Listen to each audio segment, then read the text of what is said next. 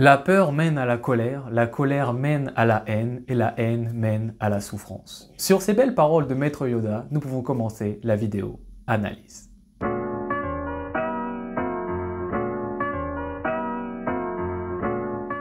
Les amis, comment allez-vous? Nous avons vécu une semaine dantesque en tant que supporter du FC Barcelone. Élimination contre le Paris Saint-Germain en quart de finale de LDC. Défaite lors du Classico qui donne quasiment assurément le titre au Real Madrid. Et justement, on se retrouve aujourd'hui pour parler un peu de l'état de notre FC Barcelone et surtout de l'état de nous, les supporters. Et je vois beaucoup de choses, de gens très attristés, de défaitisme, etc. De choses sur les réseaux, d'énervement, de colère. Et justement, vous le savez, sur la chaîne, on est team positif. Donc, je ne vais pas tout changer, vous faire retrouver forcément le sourire absolu, vous faire voir la vie en rose d'un coup. Non, vous allez rester certainement un petit peu triste et un petit peu déçu.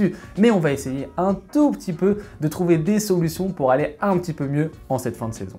Et avant de parler justement du remède qu'on peut trouver en tant que supporter du Barça pour regagner un tout petit peu le sourire, il faut trouver aussi le mal. Qu'est-ce qui nous a fait autant mal? Qu'est-ce qui nous a fait autant souffrir? Alors que de base, on part sur une saison où dès octobre, on a des Xavi out, on sait qu'on est dans une sorte de mini-crise, on sait qu'on est dans un club en difficulté, mais pour autant, il s'est passé des choses qui ont fait que le public est très déçu en avril par rapport aux résultats, alors qu'on a été qualifié en quart de finale de LDC et qu'on est deuxième de Liga. Et justement, le gros problème, en fait, ça a été ce mois d'avril. Pourquoi? Parce qu'il a fait naître en nous beaucoup d'espoir. Tout d'abord, en Ligue des Champions, justement, on tire le Paris Saint-Germain en quart de finale. Et on sait qu'en demi, on va affronter le vainqueur entre l'Atlético et Dortmund.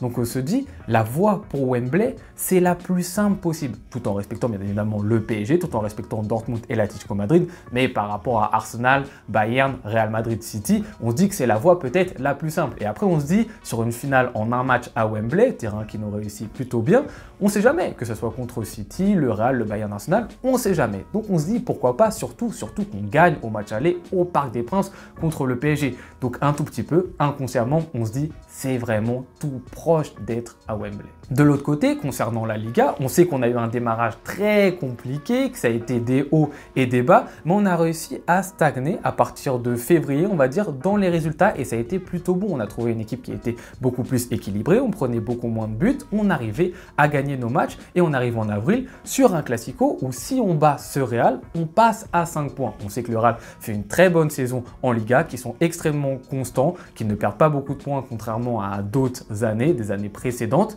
mais on se dit, on sait jamais, 5 points, il reste à peu près 4-5 journées, on ne sait pas sur ce Classico si on gagne, en plus comme ça on envoie un signal, une image en mode on est capable de battre une grosse équipe en Liga. Donc vraiment ces deux facteurs ont fait naître en nous des énormes espoirs et en fait finalement le problème vient de là, c'est qu'on est monté de 10 étages pour retomber aussi vite et aussi fort par terre. Donc quand on a touché le sol, ça a explosé parce qu'élimination contre le Paris Saint-Germain et défaite contre le Real Madrid dans les dernières minutes qui offrent quasiment le titre au Real Madrid. Donc ça fait très très mal.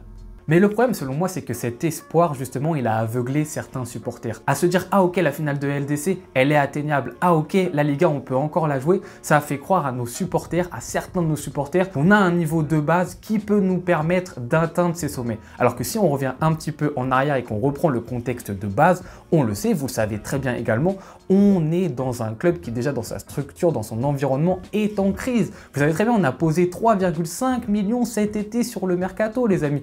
On galère à chaque mercato à valider les contrats en dernière minute, ça joue dans les dernières 24 heures, c'est ultra méga compliqué, vous le savez très très bien, vous le savez autant que moi. En plus de ça, donc de ce côté crise institutionnelle, on est aussi sur un club qui a des problématiques dans son effectif, dans son 11 de base, vous voyez très bien avec Koundé par exemple qui est obligé de se mettre arrière droit alors que de base Koundé n'est pas arrière droit, Koundé est un défenseur central. Alors depuis 2-3 mois ça performe très très bien du côté de Koundé, mais de base ça n'est pas son poste, on devrait avoir un vrai joueur référent à ce niveau-là.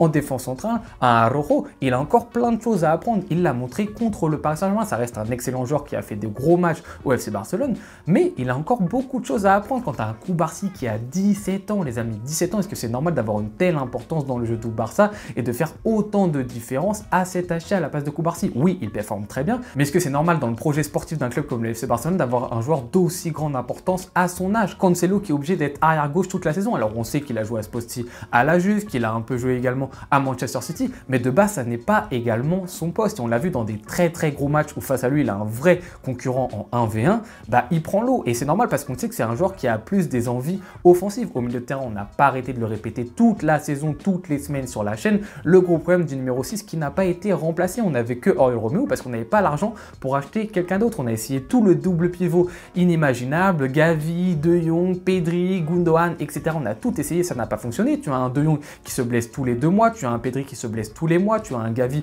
qui s'est blessé sur toute la saison, tu as un Fermin Lopez qu'on devait de base prêter cet été. Fermin Lopez, on devait le prêter. Il a fait une super tournée américaine qui lui a permis justement d'intégrer l'équipe A, mais de base, c'est pas un joueur sur lequel on comptait réellement. Également au milieu de terrain, tu as un Gundogan qui est un joueur qui est peut-être l'un des meilleurs cette année au Barça, mais qui joue tous les matchs 90 minutes, qui est obligé de les jouer alors qu'il commence à avoir quand même un certain âge. Et tu as un Rafinha qui a galéré toute la saison en tant qu'ailier droit parce qu'il n'arrive pas à faire un seul 1 contre 1 quand il est collé à la ligne, qu'on a essayé de remettre un petit peu plus dans l'axe, justement dans une position de demi-espace gauche où vraiment là on s'appuie sur sa verticalité et là il est très intéressant dans la percussion, mais qui conserve certaines limites, notamment dans la conservation, notamment dans les petits espaces. Et enfin en attaque, tu as Vitor Roque que tu as pris cet hiver, qui reste un joueur qui a besoin de temps pour s'adapter. 6 mois, 1 an, on lui laissera le temps qu'il le faut, mais ça reste un joueur qui doit s'adapter. Tu as un Torres qui se blesse très souvent et tu as un Lewandowski, c'est totalement normal, mais qui est en déclin par rapport à son âge. Donc ça, c'est la situation du club d'un niveau institutionnel, comme je l'ai dit précédemment, mais également, vous voyez très bien, dans l'effectif de base.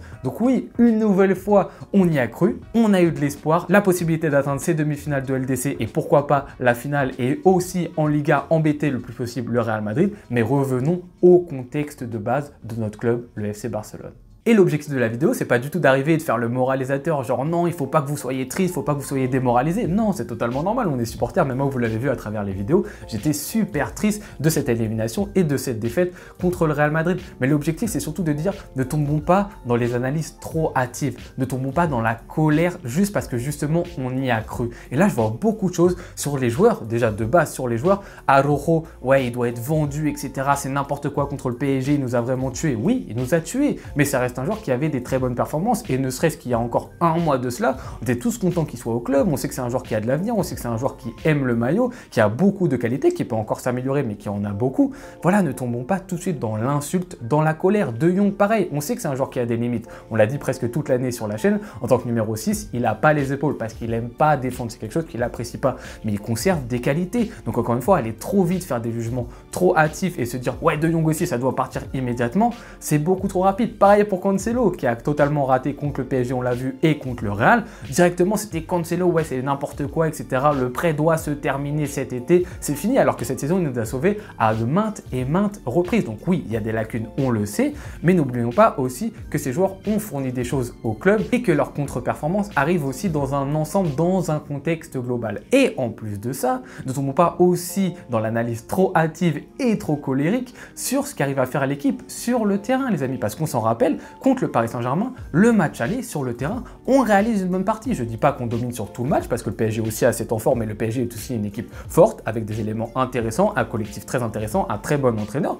Ils sont chez eux, c'est normal qu'à certains moments ils nous mettent en difficulté, mais on a eu du répondant et on gagne ce match à l'aller et au retour. Ben, on est handicapé dès la 30e minute d'un joueur à 11 contre 10, c'est très compliqué. Donc oui, il faut aussi revoir ça dans la perspective de sur le terrain, finalement, c'est pas si catastrophique que ça. Sur le Classico contre le Real Madrid, je suis désolé, mais oui, le Real Madrid est méchant et tueur dans ses phases fortes, dans ses temps forts, c'est marqué, c'est la preuve, ça montre que c'est un grand club qui lui en ce moment justement dans sa planification sportive est au niveau qu'il doit avoir et que nous on est un petit peu en retard parce que justement quand on a des phases fortes et des temps forts, on n'arrive pas à tuer l'adversaire. C'est la grosse différence qu'il y a en ce moment entre le Barça et le Real Madrid. Mais si tu regardes tout le match sur les occasions, les situations, la possession du ballon, le Barça, on est très correct les amis. Donc il faut aussi remarquer ça, ne pas notifier que la défaite, à regarder on a raté, on a été éliminé, la Liga s'est terminée. Non, il y a aussi une amélioration sur la saison. On voit que sur le terrain, il se passe des choses. Il ne faut pas oublier de le mentionner.